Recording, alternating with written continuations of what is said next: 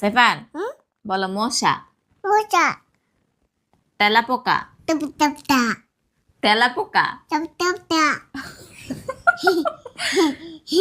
তেলাপোকা top top টা এই কাহিনী তোমার প্রতিদিন আমার ভাল লাগে না। কালকেই আমি আমার ফোলারে লয়ে বাপের বাড়ি যামুগা। তুমি যাও, আমার ফুলার লই দেবা কেন? আমার ফুলা আমার লগে থাকবো। ও বাবা, পানি আমার, কাপ আমার, চিনি আমার, তুমি একটু 2 ফোঁটা লেবু রস দিছো দেখে আর শরবত তোমার। আরে রাহ, এটিএম বুটে আমরা যখন কার্ড দেই, কার্ড দিলে এটিএম বুটেতে টিয়া আম করে দেয়। তার মানে এই না যে এটিএম বুট টাকার মালিক। এই শুনছো, পাশের বাড়ির ভাই ভাবিরে বাইন্দা পিটাচ্ছে। মারবে না চুম্মা দেবে? মাঝরাতে কার সাথে জানি দেখা করতে গেছিল, ভাই দেখে ফেলাইছে। চলো তো গিয়ে শুনে আসি কার সাথে দেখা করতে গেছিল। তুমি যাও, আমি যাব না, আমারও দেখে ফেলছে। তোর বয়স কত রে? 16 কি বললি? হ্যাঁ 16 5 বছর আগেও বললি 16, এখনো বলছিস 16।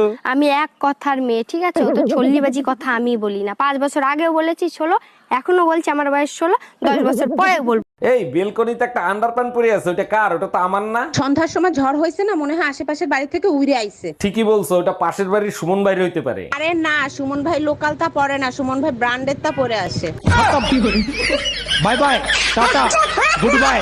বালের ভাতার একটা কথা শুনে না। ও ভাবি, কি হলো গো? আর বলিও না ভাই, ভাতার আমার একটা কথা শুনে না। তুমি তো নিজেই পছন্দ করে বিয়ে করেছো গো। ভাতার আর সরকার আমরা নিজেরাই পছন্দ করে করি, পরে ভাতারও কথা শুনে না, সরকারও কথা শুনে না। তুই আমাকে নাম ধরে ডাকিস কেন? তোর জন্য আমার মেয়েও আমাকে নাম ধরে ডাকছে। ঠিক আছে, তাহলে আজকে থেকে আমি তোর মা বলে ডাকবো, তাহলে মেয়েও তোর মা বলে ডাকবে।